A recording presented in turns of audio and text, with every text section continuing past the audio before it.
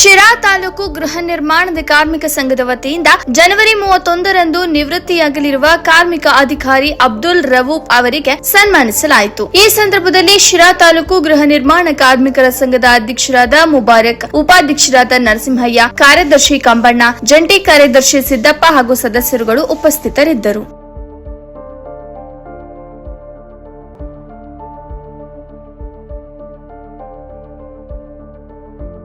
ನಿವೃತ್ತಿ 20-31ಕ್ಕೆ ಆಗ್ತಾರ ನಂತರ ನಮ್ಮ ಶಿರಾದ ಶಾಸಕರು ಟಿ.ಬಿ. ಜಯಚಂದ್ರ ಸಾಹೇಬರಿಗೆ ದೆಹಲಿ ವಿಶೇಷ ಪ್ರತಿನಿಧಿ ಅವರಿಗೆ ಏನಂದರೆ ಒಳ್ಳೆ ನಮ್ಮ ಕಾರ್ಮಿಕರಿಗೆ ಅನುಕೂಲ.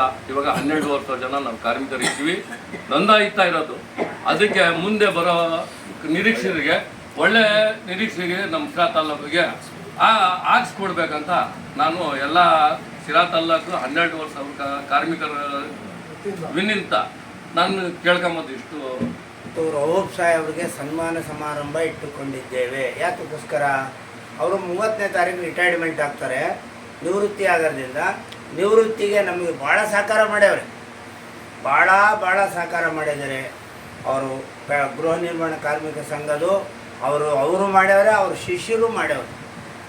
ಅಂದರೆ ನಮ್ಮನಿಗೆ ಫೋನ್ ಮಾಡಿ ನಮಗೆ ಕೇಳಿ ಏನು ಬಂತು ಏನಿಲ್ಲ ಅಂತ ಹೇಳಿ ಮಾಡಿಕೊಡ್ತಾ ಇದ್ದಾರೆ ಅಂಥ ಸುಸೌಮ್ಯ ಸ್ವಭಾವದವರು. ಆದ್ದರಿಂದ ಅವರಿಗೆ ನಮ್ಮ ಗೃಹ ನಿರ್ಮಾಣ ಕಟ್ಟಡ ಕಾರ್ಮಿಕ ಸಂಘದಿಂದ ನಾವು 20 ಜನರು ಅವರಿಗೆ ಉತ್ಪೂರ್ವಕ ವಂದನೆಗಳನ್ನು ಸಲ್ಲಿಸುತ್ತೇವೆ.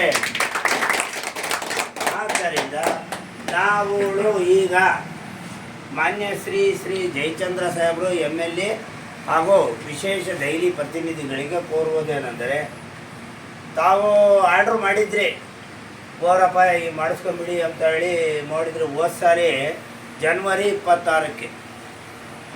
ಈ ಸಾರಿ ಜನವರಿ 26 ಬಂತು. MLA ಸಾಹೇಬ್ರೆ, ದಯಮಾಡಿ ಆ ಒಂದು ಸೈಟ್ ಮಾಡಿಸ್ಕೊಟ್ರೆ ನಾವು ಗೃಹ ನಿರ್ಮಾಣ ಕಾರ್ಮಿಕ ಸಂಘರು ಧನ್ಯರ ಹೇಳ್ತೀವಿ. ನಾವು 11ರಿಂದ 12,000 ಜನ ಇದ್ದೀವಿ. ನಮ್ಮ ಮೇಲೆ ಕರುಣೆ ತೋರ್ರಿ. 15 ವರ್ಷದಿಂದ ನಿಮ್ಮ ಹಿಂಬಾಲಕರಾಗಿದ್ದೀವಿ. ನಮ್ಮಿಂದ ಏನಾದರೂ ಸಣ್ಣ ಪುಟ್ಟ ದೋಷ ಬಂದಿದ್ದರೆ ಅದನ್ನು ನೀವು ಪರಿಹರಿಸಿ.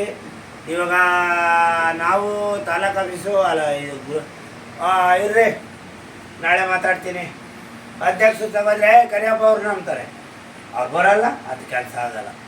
ಸಾಹೇಬರು ಈ ಸಾರಿ ಮೀಟಿಂಗಿಗೆ ತರಿಸಿ ವಿಚಾರ ಇಕ್ಕಿ ನಮ್ಮ ಅಧ್ಯಕ್ಷರು ನಮ್ಮನ್ನು ಕರೆಸಿ ದಯಮಾಡಿ ಈ ಸೈಟನ್ನ ಮಾಡಿಸ್ಕೊಡ್ಬೇಕು. ಅದು ಯಾರೋ ತಕರಾರು ಬೇರೆ ಹಾಕಿದಾರಂತೆ ನಮಗೆ ಗೊತ್ತಿಲ್ಲ. ಆದ್ದರಿಂದ ಅವರು ದಯಮಾಡಿ ನೀವು ಅವರು ಸುಪ್ರೀಂ ಕೋರ್ಟ್ಗೆ ಹೋಗ್ತೀವಿ ಬೇಕಾದ್ರೆ ಅಂತಂದ್ರೆ ನಮ್ಮ ಹತ್ರ ಶಕ್ತಿ ಇಲ್ಲ. ನಾವು ಕೂಲಿ ಅವರು ದಿನಗೂಲಿ ದಿನ 600-800 ರೂಪಾಯಿ ಕೂಲಿ. ನಾವು ಸುಪ್ರೀಂ ಕೋರ್ಟ್ ನೋಡೇ ಇಲ್ಲ, ಹೋಗೋದೇ. ಆದ್ದರಿಂದ ಅವರು ಸೈಟ್ ತಗೊಂಡಿರೋದು ಅದ್ರಾಗ ಒಬ್ಬರು ಅವ್ರ ಆಸ್ತಿ ಕೇಳ್ತಾ ಇಲ್ಲ, ಜಮೀನು ಅವ್ರದ್ದಲ್ಲ, ಅದ್ರಾಗ ಒಬ್ಬರು ಸೈಟ್ ತಗೊಂಡು ಖರೀದಿಗಿರೋ ಜನ ಅವರು. ನಮ್ಮ ಕಟ್ಟಡ ಕಾರ್ಮಿಕರಿಂದಲೇ ಅವ್ರ ಮನೇನೂ ಆಗಿಲ್ಲ. ನಮ್ಮ ಮೇಲೆ ಹಿಂಗೆ ಸುಪ್ರೀಂ ಕೋರ್ಟ್ಗೆ ಹೋಗ್ತೀವಿ ಅಂದರೆ ನಾವು ಏನು ಹೇಳ್ಬೇಕು ಅವ್ರಿಗೆ, ತಿಳಿದಂಥವ್ರಿಗೆ? ನಮ್ಮಿಂದ ಏನು ಸಾಧ್ಯ? ಮಾತಾಡೋಕ್ಕೆ ಶಕ್ತಿ ಐತೆ ನಮ್ಮ ಹತ್ರ, ಅವ್ರ ಹತ್ರ. ಅವರು ಲಾಯರು. ನಾನು ಸುಪ್ರೀಂ ಕೋರ್ಟ್ಗಾದ್ರೂ ಹೋಗ್ತೀನಿ ರೀ ಆ ಥರ ಹೇಳೋದ ಕೇಳಿ. ಆ ಥರ ಅವರೇ ಕರ್ಕೊಂಡೋಗಿ ನಮಗೆ ಜಾಗ ತೋರಿಸಿ ನಮಗೆ ದಾಖಲಾತಿ ಕೊಟ್ಟು ನಾವು ಇಂಥ ಕಡೆಗೈತೆ ಅಂತ ಕಮಿಷನರು, ನಗರಸಭೆಯವರು, ನಗರಸಭಾ ಸದಸ್ಯರು, ವಾರ್ಡ್ ಕೌನ್ಸಿಲರು ಎಲ್ಲರೂ ಕರ್ಕೊಂಡೋಗಿ ನಮಗೆ ಶ್ಯಾಂಕ್ಷನ್ ಆದಮೇಲೆ ಪಿಟಿಕೇಷನ್ ಲೆಟ್ರ್ ಹಾಕ್ಯವ್ರಲ್ಲ, ಇದು ಸಮಂಜಸನೇ.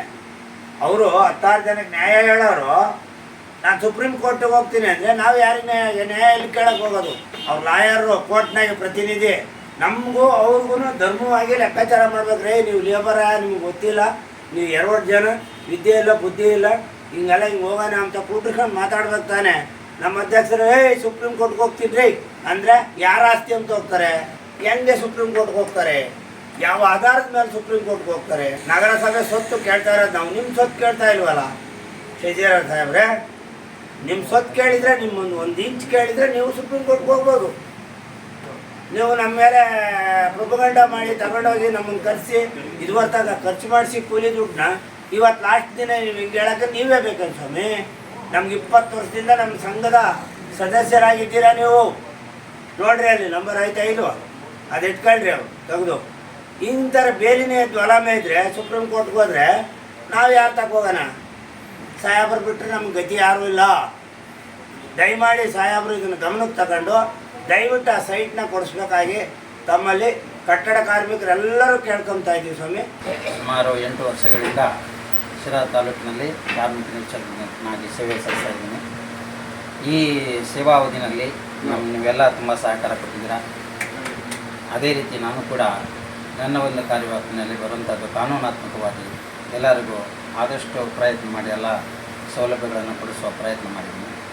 ಆದರೂ ಕೂಡ ಯಾವುದೋ ಒಂದು ಏನಾದರೂ ಸಣ್ಣ ತಪ್ಪುಗಳಾಗಿದ್ದರೆ ಯಾವುದರ ಮಾತಿನಲ್ಲಿ ಯಾವುದರಲ್ಲ ದಯವಿಟ್ಟು ಮನಸ್ಸರೊಳಗೆ ಇಟ್ಕೋಬೇಡಿ, ದಯವಿಟ್ಟು ಅದನ್ನು ಕ್ಷಮಿಸ್ಬೇಡಿ. ಯಾಕಂದರೆ ಈಗ ನಾನು ರಿಟೈರ್ಡ್ ಆಗ್ತಾಯಿದ್ದೀನಿ. ರಿಟೈರ್ಡ್ ಆಗೋ ಸಂದರ್ಭದಲ್ಲಿ ಎಲ್ಲರಿಗೂ ಅದೇ ಕೇಳಿದೆ. ಯಾರಾದರೂ ಈಗ ನಮಗೇನಂದ್ರೆ ನಮ್ಮ ಶಾಸ್ತ್ರದಲ್ಲಿ ಹಜ್ಜ ಹೋಗ್ಬೇಕಾದ್ರೆ ಕೇಳ್ತೀವಿ ನಾವು ಸಾಮಾನ್ಯವಾಗಿ. ಏನಾದರೂ ತಪ್ಪಾದರೆ ನಮ್ಮನ್ನು ಕ್ಷಮಿಸ್ಬೇಡಪ್ಪ ಅಂದರೆ ಆ ಟೈಮ್ನಲ್ಲಿ ನೀವು ಯಾರೂ ಸಿಕ್ಕಿರಲಿಲ್ಲ. ಆದರೂ ಹಜ್ಜ ಯಾತ್ರೆಯನ್ನು ಮಾಡ್ಕೊಂಡು ಬಂದಿದ್ದೀನಿ. ಅದೇ ರೀತಿ ಈಗ 2ನೇದಿದು ನಮ್ಮದು ಪ್ರಯಾಣ. ಏನು ಈಗ ಕಚೇರಿಯಿಂದ ನಾನು ಮತ್ತೆ ನಿರ್ಗಮನ. ಸರ್ಕಾರದ ಒಂದು ಆದೇಶ 60 ವರ್ಷ ಆದ ತಕ್ಷಣ ವಯೋನಿವೃತ್ತಿ ಸಹಜ. ಹಾಗಾಗಿ ನಾನು ಈ 31ನೇ ತಾರೀಕು ನನ್ನ ಕೊನೆಯ ದಿನವಾಗಿರುತ್ತೆ. ಆದರೂ ನೀವು ಮುಂಚೆನೇ ಇಟ್ಕೊಳ್ತೀನಿ ಅಂತ ಹೇಳಿದರೆ ಆಯಿತು, ಸ್ವಾಗತ ಅಂತ ನಾನು ಬಂದಿದ್ದೀನಿ. ದಯವಿಟ್ಟು ಎಲ್ಲರೂ ಅಂದರೆ ಈ ತಾಲೂಕಿನಲ್ಲಿರೋರೆಲ್ಲರೂ ಪ್ರತಿಯೊಬ್ಬರು ಕೂಡ ಕಾರ್ಡ್ ಮಾಡ್ಕೊಳ್ಳಿ. ಕಾರ್ಮಿಕರು ಅಂದರೆ ಕೆಲಸಗಾರರು, ನಿಜವಾದ ಕೆಲಸಗಾರರು ಕಾರ್ಡ್ ಮಾಡ್ಕೊಳ್ಳಿ. ಕಾರ್ಡ್ ಮಾಡಿಕೊಂಡು ವರ್ಷಕ್ಕೆ ಒಂದ್ಸರಿ ರಿನ್ಯೂವಲ್ ಮಾಡ್ಕೊಳ್ಳಿ. ನಿಮ್ಮೆಲ್ಲ ಕೆಲಸಗಾರರಿಗೆ ಹೇಳಿ.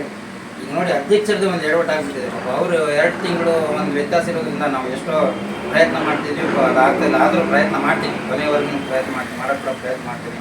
ಹಾಗೆ ಎಲ್ಲರೂ ಕೂಡ ಅವರವ್ರದ್ದು ಒಂದು ಇದನ್ನು ಇಟ್ಕೋಬೇಕು.